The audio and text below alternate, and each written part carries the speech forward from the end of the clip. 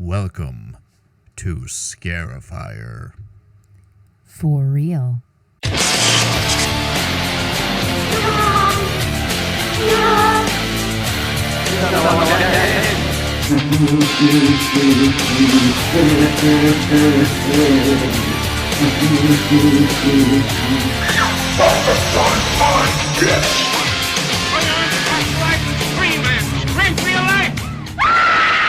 To a new world of gods and monsters.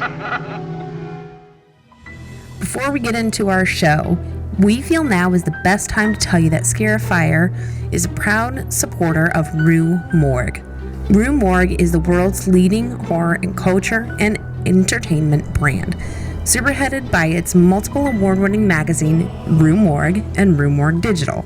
But if reading is not your thing, that's okay, because Rue Morgue TV, the official YouTube channel, as well as Rue Morgue Cinema, which produced the acclaimed original film The Last Will and Testament of Rosalind Lee.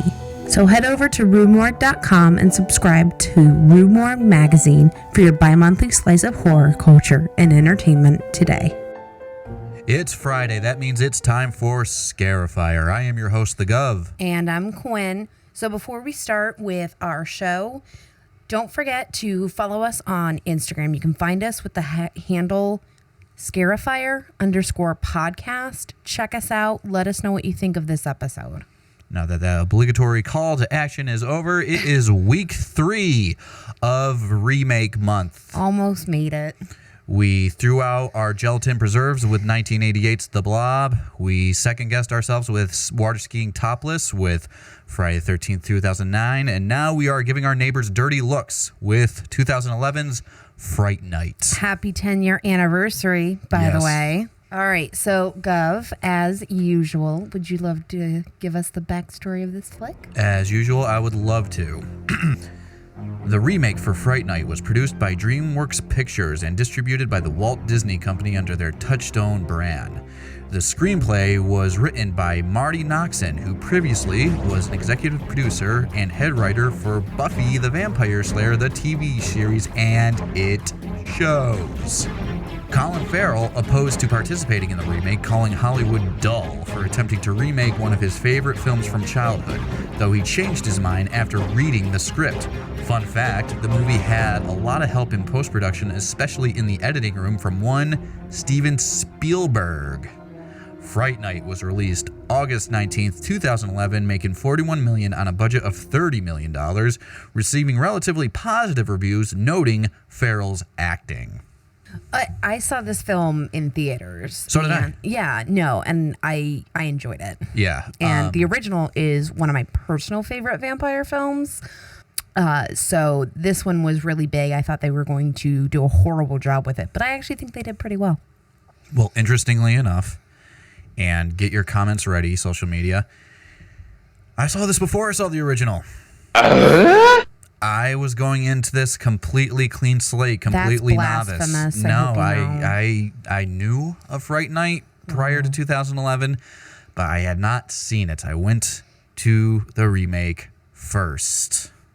You disgust me. Which is usually a sin on this show, but yeah, no kidding. Usually we're like all against remakes because they don't do nearly as well as the originals. I mean, some select cases are good. I think this is one of them, but yeah, no, that's like unheard of. Granted, this was 10 years ago to the date, and it was before I was the Gov, so give me a break. But I liked it. I did enjoy this one. I remember walking out of the theater saying, like, I thought I was gonna hate it. I actually really enjoyed this flick. Me too. I thought they were going to like do a atrocious, horrible job, and I walked out actually pretty satisfied. I'm like, you know what? That was not that bad. Well, again, I didn't have anything to compare it to. I was basing my prejudgment on the trailers alone. I'm like, okay, so this is obviously for the twihards, just with a little bit more of an edge to it, I suppose. So you just judged it. I prejudge. I usually do during the trailer process. There's not a lot of trailers I don't watch to be like, that's shit or that's going to be great. So pleasantly surprised with this one. Wow. started off, one of the things I would love to give huge praise for, and forgive me if I butcher his name, is the late Anton Yelchin's performance in this. Yes, very late sad and when great. he passed away. I think he was cut down right as he started to become a big name. But he's phenomenal in this film. Very solid actor. I thought that he came off too old. I thought they Really? casted too old. For some reason, I just got the impression like, okay, this is clearly one of those, this is a 25-year-old trying to play a teenager. And he wasn't that old. I believe he was 21. Yeah, he was young. So he wasn't as bad as I accused him of being, but still, I felt like they might have gone younger for this character. Okay, but like looks aside, let's talk about like the performance. No, he did a great job. Performance-wise, I think they nailed it, honestly. I think they could have gone with somebody other than McLovin. McLovin! Yeah, I feel like that was a little bit of stunt casting. Christopher Metz-Pleats, I think, was just a name that they pulled a little bit. I mean, I could be wrong. He's good. Please don't get me wrong. He's good, but I just think they could have gotten somebody different. I had a friend who was very excited to hear that McLovin was playing Evil Ed. McLovin! And he got a little disappointed because he's not in the movie, like at all. That is a different take that they took on this movie. Was Ed isn't supposed to be your main focus. Ed is supposed to be your, hey, something's wrong. And then your focus is supposed to go back to our Charlie character played by the late Anton Yelchin. Well, while we're talking about the two, Ed and Charlie, we can talk about how their characters are slightly different, no? Then what? Than the predecessor. They're completely different. Their original 1985 counterpart. I mean, let's look at the way that they did these characters differently. You have Charlie in the original, who is your normal average teenager, who everyone just happens to think is suffering some kind of psychotic break because he's saying that his neighbor's a vampire, and everyone thinks he's nuts until he's not. And in our new version, our Charlie is this nerdy little outcast kid that suddenly became popular. And I guess that's what makes it different. That is the only real difference, to be honest. Because you have a character now who is, we're led to believe, once nerdy, once geeky, really into monster stuff and fantasy stuff, and then he drops all that when he, I guess, goes through puberty. All right, let's also look at Ed. I'm not gonna lie, I'm not a huge fan of Ed in the original because he drove me absolutely bonkers. This time, Ed is, I guess, he's Charlie Brewster's best friend. What used to be his best friend until he got popular. I don't think he was that in the original. No, I always interpreted Ed as kind of like an acquaintance type idea, like where they knew each other, but they weren't like best friends. Like this one put almost a emotional element to it. Well, I was really surprised, as I said to in the beginning, that they got rid of Ed very early in the film. Well, I think they did that on purpose, though, because Ed's not supposed to be your main focus. No, but I mean, again, I'm going to stop comparing it to the original, but so you can spot the differences as we go on through the show. In this film, the one we're talking about from 2011, spoilers alerts, it's 10 years old now, so you should watch it if you haven't.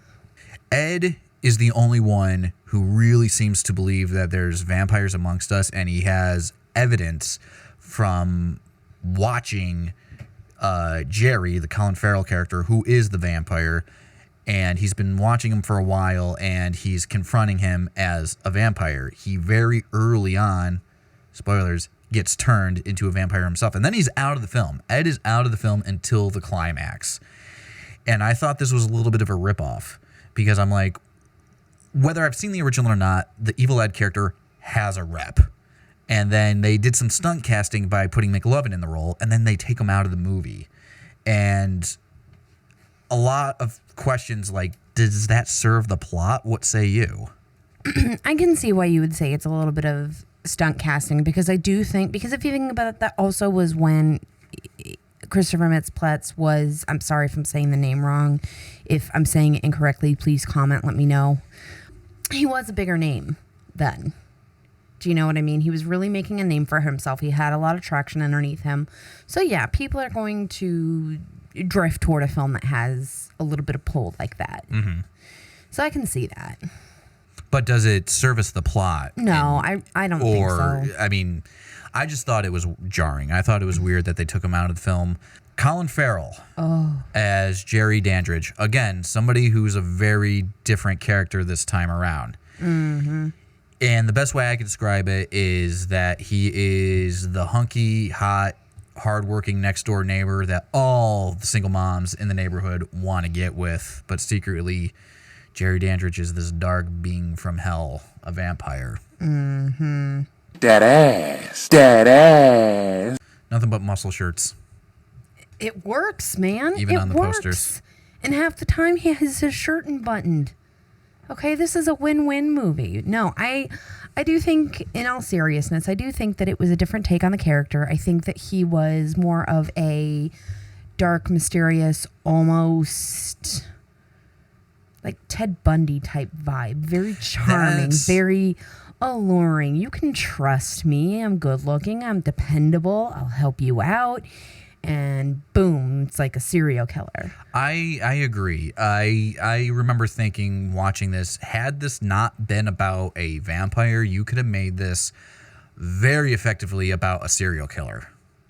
No, I can get behind that because he does have that charm to him. I almost would have been interested in almost of a bait and switch. What if he wasn't a vampire at the end of the day? Or what if we weren't sure at the end of the day if he was a vampire?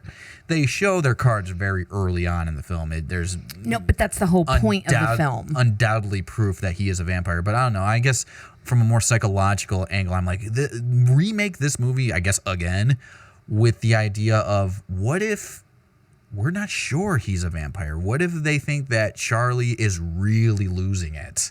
And there's just as much evidence to prove that he's not a vampire as much as there is. Then don't call it Fright Night. No, I know. That might be a different movie. If it was a different movie, then I could totally get behind that because that could be really cool. That might be, a different movie for a different time. Yeah.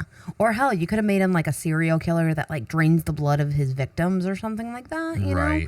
I think that would have been cool. But no, I do think that Colin Farrell gives a very solid performance. I enjoyed Colin Farrell in this film. I side with the critics who praised his acting in this. Very much deserved the praise. Mm-hmm. And he did a lot for the role. Like he, upon learning and reading about this film, I can kind of see like, okay, it makes a lot of sense that he is a fan of the original because he came to play, even though he was not sure about the project's existence to begin with. So Colin Farrell works as his reinterpretation of Peter Vincent. However, okay, where are we going with this? Because this Peter Vincent is played by the legendary David Tennant. I adore David Tennant in general, and I love him in this role. I have nothing but great things to say about David Tennant. However, he is, for a guy, again, attack me on Twitter, attack me on Instagram in the comments. I don't care. I'm not a Doctor Who fan. But when I do have to watch it, I think my heart just stopped. I want to watch the David Tennant episodes. He's my favorite Doctor. He's a lot of people's favorite Doctor, and he's the only one I find interesting. So if I'm forced to, I at least, can we put on a David Tennant episode? You know. Yeah. I have nothing against him in this movie. In fact, with the role and the character he was given, I thought he knocked it out of the park. My problem is the character. Okay, do explain. Okay, again, we have to sort of compare this. In the original, which I have now since seen, by the way, Peter Vincent is a very, very important character. In fact, according to Tom Holland, the original writer and director of the original Fright Night, he is the heart of the movie. He said once he found Peter Vincent in his script, he found the movie. Mm-hmm. Very, very important. And he was supposed to be an interpretation of the late night ghoul horror hosts your vampiras, Elviras, Vengulis. Not the case in this film. In this film, he is more of a Chris Angel mind freak type. Because you have to update it. I don't, when I think horror hosts or vampire killers as Peter Vincent is, I think just that. Horror hosts, Vampira, Elvira, Svengoolie. He's not really he's a horror host. He's a horror host, but not in this vein where it's like I guess. Gothic character. I mean, I can see it, but you also have to update it, A, for your audience, and B, because it is a different story. The story's different? The story's a little bit different, yeah. I don't think the story is different. I think the story is exactly the same. The characterizations were rearranged a little. But They were isn't that changed. considered a characterization? Okay, so what happens if he wasn't a horror host? Because horror hosts aren't really a thing at this time. So what else can we make him? What else is something that we can do? Magician. Those are really popular. Yeah, I mean, so that's what they did. They turned him into this like Vegas. I don't know. I think it kind of takes away from what the original story was telling us, because now they added levels to it, because it doesn't really make sense to have a magician or a Chris Angel type go after vampires for real. So instead, they give him this backstory that he actually encountered one as a child. And spoiler alert, the one he encountered just so happened to be this version of Jerry. Okay. One of the best lines that Colin Farrell delivers, by the way, I don't know why. The way he says that is almost humorous, but it's also haunting. So I guess my criticism is that I don't think David Tennant did a bad job, with what he was attempting to do, to be this kind of like egotistical, arrogant rock star type, drunkard, because he's always with a bottle in hand in this movie and stuff like that. And he's obviously younger. He's not weathered. He's not past his prime. He's more of a spoiled rich kid. And then for him to just have this kind of like turn where all of a sudden he decides he has to help Charlie Brewster because he's been numbing himself from the reality that vampires do exist. Which, I don't know. Compared it to the original, I like the character arc that Roddy McDowall took us on, which was it's a man who's been make-believing his whole life, and now this kid has come to him and asked him for help, so now he's got to... Faced with reality. He's faced with reality, and he's got to... Versus somebody who's been running away from this entirely, even though he believed it, though he might have forgotten. Right. And also the character in this film is made completely for comic relief. But I think that's good. So you can't really take the character seriously, ultimately. So, because it turns into, when you got these intense moments, it turns into, okay, let's check with Peter Vincent to see what shenanigans he's doing in his panic room, leaving everyone else to fight the vampires. I don't know, because when it does get to the climax, he is a little bit of a badass. He steps up, he does, but to me, I don't know, came a little out of nowhere. No, because if you think back, when he sees like Ginger dead in the elevator, that shakes him. That makes it real for him. That makes it real for him. Holy shit, somebody else that I love is gone. Okay, well, all right. Does he love her? Okay, somebody I care about. How's that? It's his assistant, his personal assistant that he occasionally fucks. Okay. Does he love her? Okay, so let me reword it. Somebody else that I am close to. Somebody I know. Somebody else that I'm around is gone. Mm-hmm. And that shakes him. And I think he gets to a point where he's like, okay, enough's enough. I got to do something about this. It almost reads as if like he's been hiding his whole life and now he's got to come out of hiding. No, but I think that's good. Versus, that gives him depth. Versus somebody who has been making believe and now the make believe is real. Yeah. My number one problem with this movie. Holy shit, the CGI. Oh. What is going on here, people? Okay, am I allowed to bitch about something too? Please. Okay, the other thing about this film, you can tell it was shot for 3D. It was definitely made for 3D. It was so obvious that this was made for 3D. When I went into theaters, I saw it in 3D. I'm not going to lie. But upon looking at it again, preparing for this episode, I'm noticing little things. I'm like, that's a 3D shot. That is a 3D shot. So that hasn't really held up well. And I'll give you that. The CGI in this has not held up well. And they do over-rely on it. But this is also a time where people were really booming with CGI. And it was the big thing. So, of course, everyone's going to try to grab a hold of it and use it to their advantage. I was about to say, it was hot at the time, so everybody was using it. So it didn't surprise me. And some of the shots, yes, you can tell it was made for 3D, but some of the shots were less gratuitous than in some other films that were specifically made for 3D. And at least this one was made for it. It wasn't a crappy conversion like we did tend to get that same year. Green Hornet, I'm looking at you. I was about to say, who's going to say it? Yeah. The digital, the blood. Come on. I am a sucker. Anybody who listens to the show, anybody who knows me knows I am a huge fan of practical effects. Who isn't? I mean, if you give me a practical effect, I'm locked in. You have my attention. So yeah, I was very disappointed on how much CGI they relied on. Mm-hmm. And to me, it almost looks more fake than...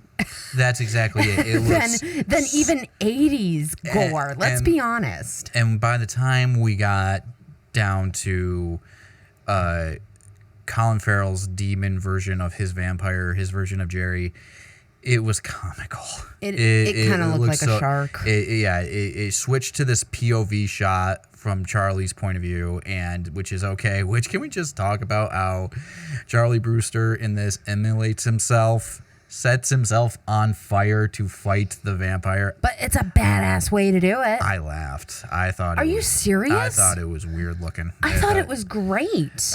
He set himself on fire to hold him into the sunlight, which is, I guess. I loved it. It worked. I loved it. It certainly worked anyway. But when you get down to the shot of Big Bad Jerry and also the infamous Fright Night Amy face, come on. The Amy graph was bad. Yeah. That was not done well. Yeah. At all. When it's little subtle things, I thought it was good. But yeah, the full demon form. Yeah, no. Does not look and good. some of the kills, again, with the digital blood, and, there's a lot of dismemberment in this version. Yeah. And it's obvious. Evil Ed losing the arm. Come on. That was bad. Come on. That entire sequence in Peter Vincent's loft was really bad in terms of the CGI, the over-reliance on the CGI, rather. That was bad.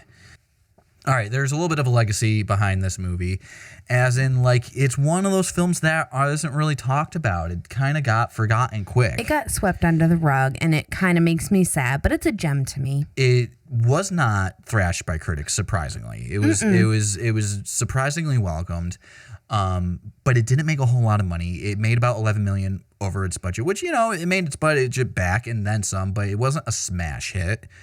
And it produced a homage sequel, which, from my understanding, I have not seen. Fright Night 2. Don't talk about it.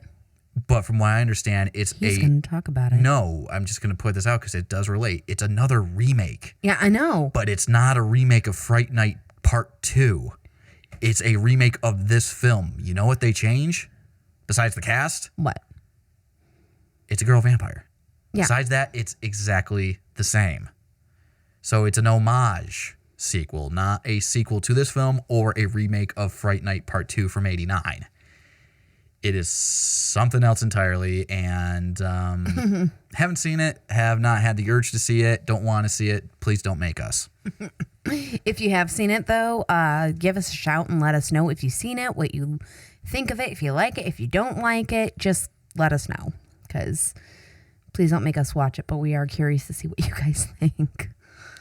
All right, before we go on to rate this, I do want to chime in with what the original creator, Tom Holland, had to say about this film.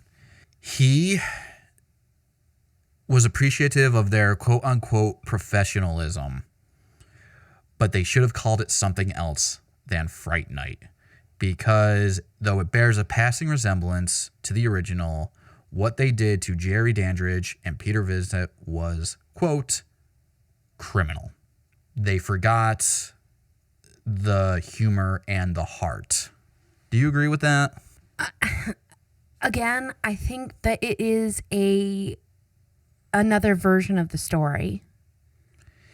Kind of like, totally out of left field, but kind of like Cinderella. Mm-hmm. There's like 5 different versions of Cinderella. Mm-hmm. So why can't there be more than one version of a story? No, I agree. So I don't, I can see what he's saying because this was like his baby. I get that. And I understand like where he's saying they got rid of the humor and the heart, because in a way they kind of did, but he's not thinking of it as another version of that same story. So I don't really think that's necessarily fair. I guess in today's age, it would be more accepted as quote unquote reboot or a reimagining or a requel or whatever you want to call it. But I can see his criticisms. I don't agree with the Jerry Dandridge changing of the character. I thought that it was fine. This version of the character is much more, I guess you would say, everyday blue collar man versus Chris Sarandon, who is great, but frame one, he's a vampire.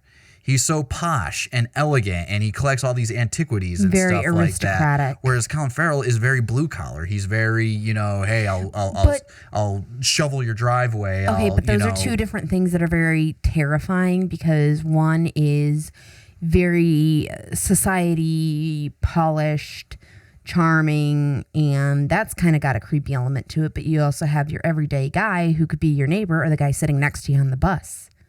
Both have different creepy aspects on it. That's what I'm saying is you can't really compare that. That's not really fair because they're 2 different types. I guess the original version of Jerry goes more toward your traditional vampire of course, the aristocratic, well-polished man is the vampire. Well-educated. Exactly. Yeah. Your essence of European just dripping all over him. Versus this could be your neighbor. That looks like a neighbor you would have. You know what I mean? And then he's doing these horrific things at night. However, his criticism of Peter Vincent, spot on. I agree. Again, not criticizing David Tennant's performance. He did the job he was hired to do, and he did it very well. It's the characterization I have a problem with. I prefer my Peter Vincent how we originally had him. Fright Night, 2011. 1 to 5. Quinn. I would like to give Fright Night a solid 4. Wow, that well, huh? Yeah. I like this film. I think it's fun. I think it's enjoyable. I do think it stands on its own. Mm-hmm. I really do.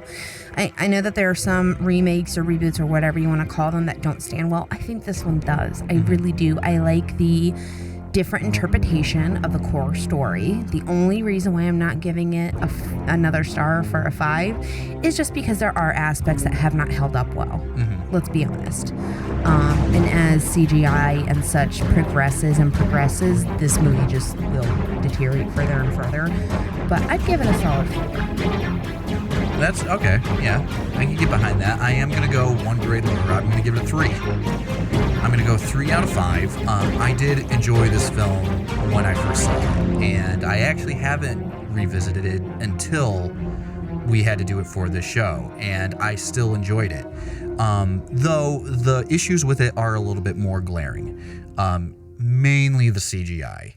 That's a big one for you. And the 3D is not as gratuitous as it could be, but it still is.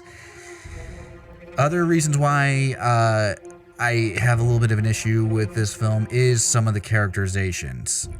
I've gone on to say that I don't necessarily agree with how they handled Peter Vincent or how they even handled Evil Ed, but where they got things wrong, I think they also improved on a lot of other things as comparative to the original. Some things they did right, some things they did wrong. So for that, I'm going to give it a 3. I did enjoy it, and I probably would revisit it again if given the opportunity or just because. So, I mean, as it stands right now, I understand that Tom Holland is trying to get another sequel going titled Fright Night Resurrection, which is, you guessed it, is the actual sequel to the original film. But that's the trend now, and let's see if it actually happens. I'd be intrigued, but in terms of this remake from 2011, certainly didn't bite.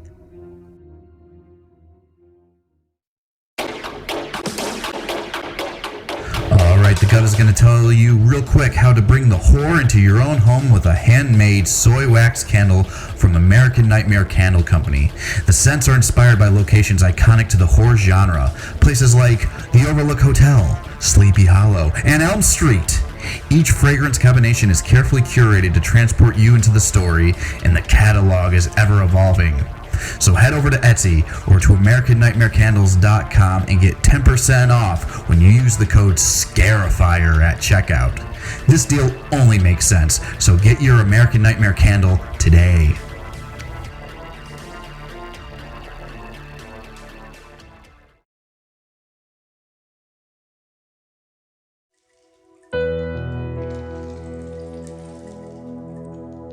Hey there, it's Quinn from Scarifyer.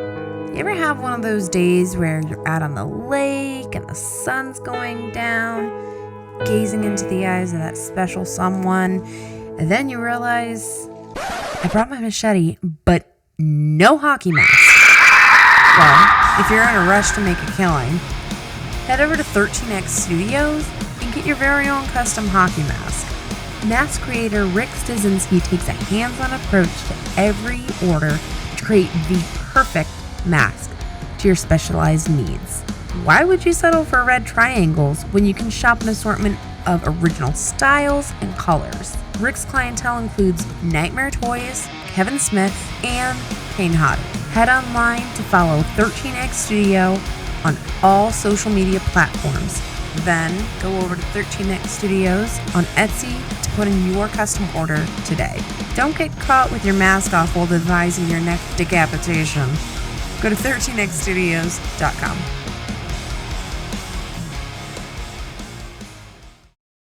Scarifyer.